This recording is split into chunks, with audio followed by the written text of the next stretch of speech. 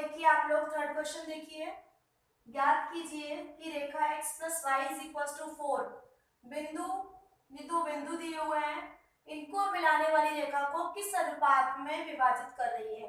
अब यहाँ पर रेखा दे दी है अपन को, ये एक रेखा है, ये इन दोनों बिंदुओं को मिलाने वाली रेखा को किस अनुपात में बांट रही है।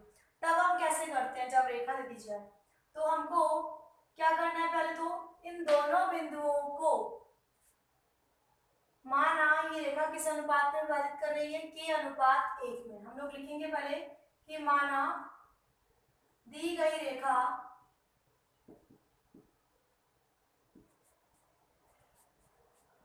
x plus y is equal to 4 दोनों बिंदुओं को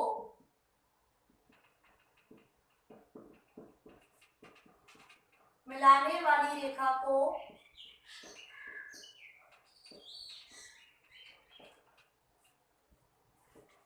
मान लेते हैं कोई अनुपात, के अनुपात 1 में विभाजित कर रही है, के अनुपात 1 में विभाजित करती है।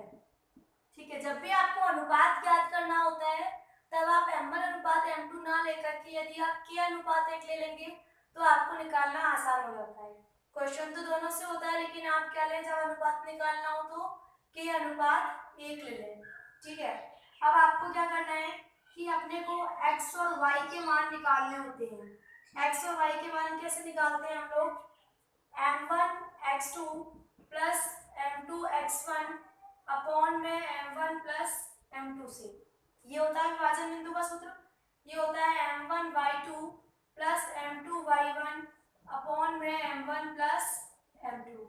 अब हमने अपने पास x1 y1 जो दिए हुए हैं वो क्या दिए हुए हैं, वहां से देखिए -1 और 1, ये तो x1 y1 हो गया। इसी तरह से x2 y2 क्या हो गया अपने पास 5,7, ये हो गए x1 y1 और x2 y2। ठीक है ना। अब हम क्या करेंगे कि हम लोग, और अनुपात हमने कितना मान लिया है, वो हमने ले लिया है के अनुपात 1। तो ये तीनों चीजों से हम लोग x और y के मान निकाल लेते हैं। तो x का मान निकाल रहे हैं, m1 की जगह पर क्या रखेंगे k, इंटू x2 की जगह पर क्या रखेंगे, देखिए 5 प्लस m2 की वैल्यू कितनी है 1 इंटू x1 का मान कितना है -1 अपॉन में k प्लस 1। तो यहाँ देखिए 5k माइनस 1 अपॉन में k प्लस 1, ये आ गया। इसी तरह से यहाँ पे करिए, यहाँ पर हम लोग लेंगे m1 इंटू y2 कितना है देखिए 7 प्लस m2 कितना है 1 इंटू y1 1 अपॉन में m1 प्लस, तो ये आ गया 7k प्लस 1 अपॉन में k प्लस 1। ये हमारे पास x का मान आ गया और ये y का मान आ गया। ठीक है, इस x और y के मान को हम रेखा पर रख देंगे तो हमारे पास जो बिंदु जो अनुपात है k वाला वो निकल आएगा। अब हम इन दोनों बिंदु जो x और y आए इनको हम रेखा पर क्यों रख रहे हैं, क्योंकि यही वाले बिंदु तो विभाजित कर रहे हैं और ये कह रहा है कि रेखा इन दोनों को किस अनुपात में विभाजित कर रही है, यानी ये दोनों बिंदु उस रेखा को सेटिस्फाई करेंगे, ये दोनों बिंदु उस रेखा को संतुष्ट करेंगे। रेखा में रखने पर ये बिंदु उसको संतुष्ट करने चाहिए। तो हम क्या लिखेंगे, x व y के मानों को रेखा x प्लस वाई बराबर 4 में रखने पर रख देते हैं इसमें बच्चों। तो x प्लस वाई बराबर 4, ये था ना रेखा का मान, इसमें रख दीजिए। x का मान हो रहा 5k माइनस 1 बटे में k प्लस 1 प्लस y का मान ये है आपके पास 7k प्लस 1 अपॉन में k प्लस 1 बराबर कितना 4। एलसीएम कितना आ गया k प्लस 1, ऊपर हो गया 5k minus 1 plus 7k plus 1। ठीक है ना, -1 + 1 कैंसिल, 5k और 7k कितना हो जाएगा 12k 12k, तो 12k बटे में k plus 1 is equal to 4।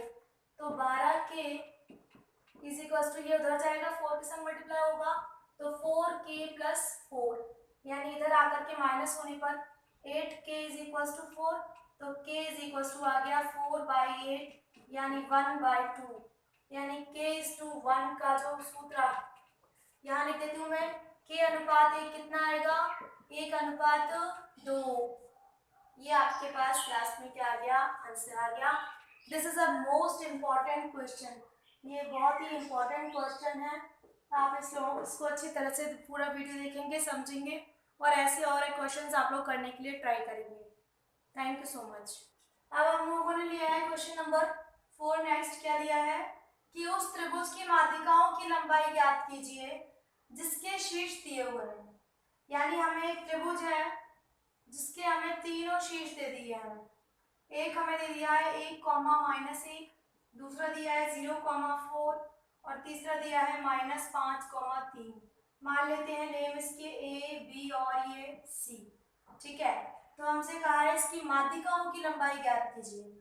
माध्यिका क्या होती है, माध्यिका क्या होती है, त्रिभुज के किसी शीर्ष से उसके सामने वाली भुजा के मध्य बिंदु को मिलाने वाली लाइन क्या कहलाती है, माध्यिका।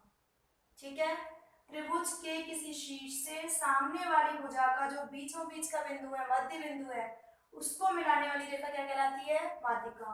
तो एक माध्यिका ये हो गई, एक माध्यिका ये हो जाएगी और एक माध्यिका ये हो जाएगी।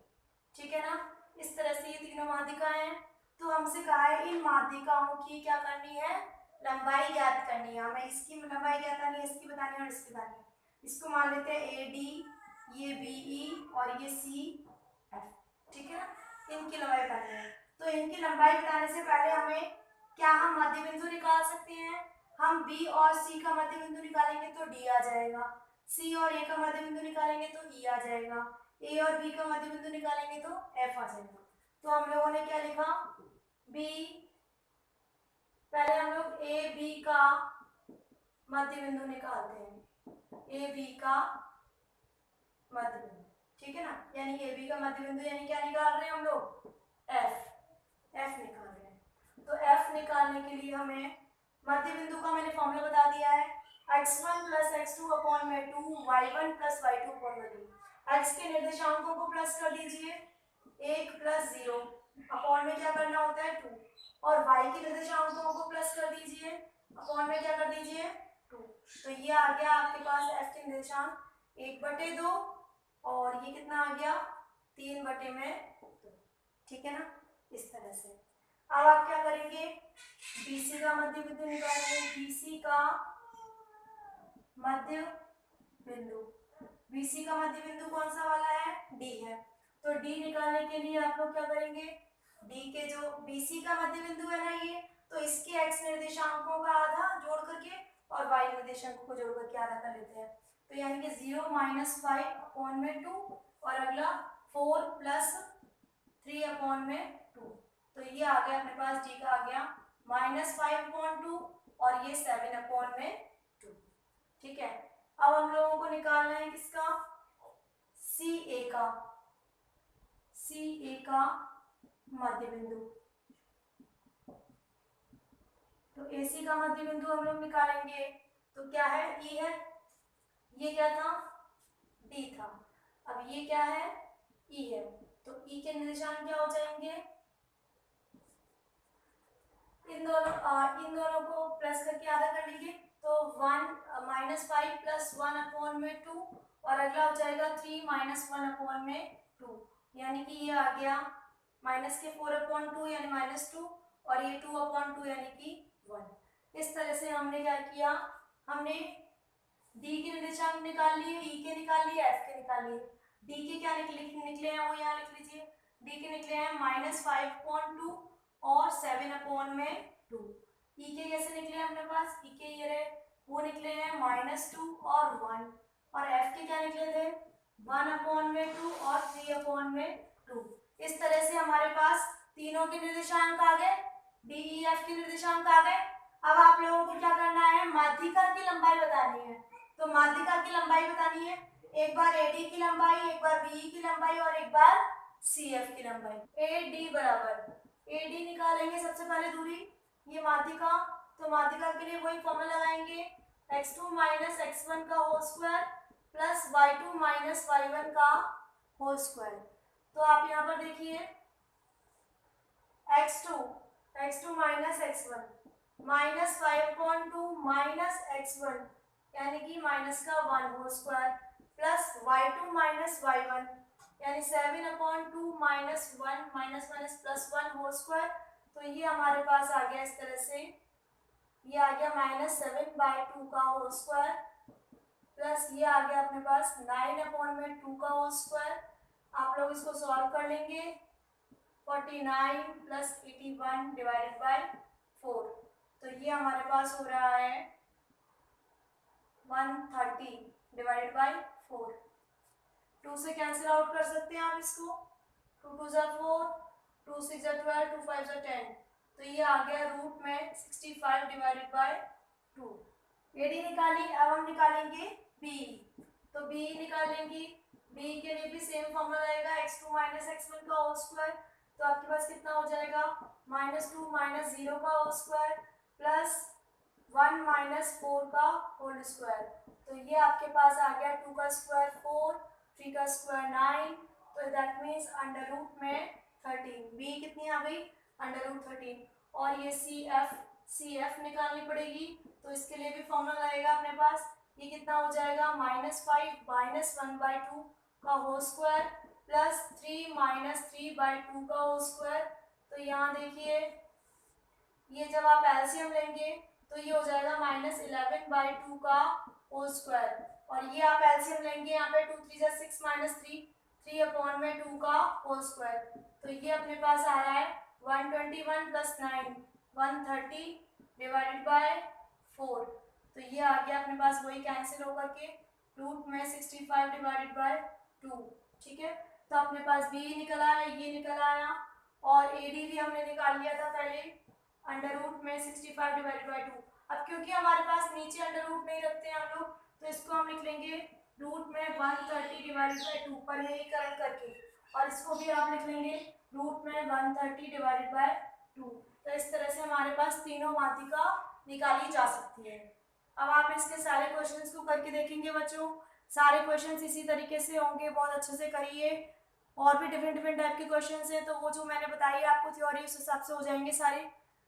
बेस्ट ऑफ लक, प्लीज़ बच्चों अच्छे से करिए। Thank you so much.